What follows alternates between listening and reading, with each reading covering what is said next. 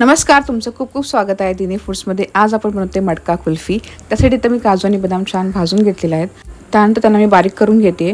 भाजून घ्यायचं कारण म्हणजे ते मस्त कडक कडक लागतात. दुधात टाकले तर ते मऊ पडत नाहीत आणि छान लागतात कुल्फी खाताना ते.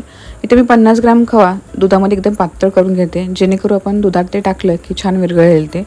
इथे मी 1 लिटर फुल फॅट मिल्क दूध घेतलेलं आहे. त्याच्यामध्ये 1 वाटी साखर, केसर आणि आपण जो खवा घातलेला होता तो इथे मी ॲड करते. त्याच्यामध्ये 1 चमचा वेलची पूड आणि थोडंसं जायफळ मी घातलेलं आहे. 1 लिटर दुधामध्ये पावशेर दूध आपलं हे आटलं पाहिजे, एवढं आपण दूध आटवणार आहोत. आणि गॅस बंद करताना आपण त्याच्यामध्ये काजूचे तुकडे आणि बदामचे तुकडे घालायचे आहेत. इथे मी मकर संक्रांतीला जे आपण मटके वापरतो सुगडीला, ते मी ते जपून ठेवले होते. त्यांना मस्त स्वच्छ करून त्याच्यामध्ये मी दूध घालून 3 तासासाठी फ्रीझरमध्ये हे ठेवले होते. 3 तासानंतर मग आपली मस्त छान अशी कुल्फी तयार झालेली आहे. रेसिपी आवडली असेल तर नक्की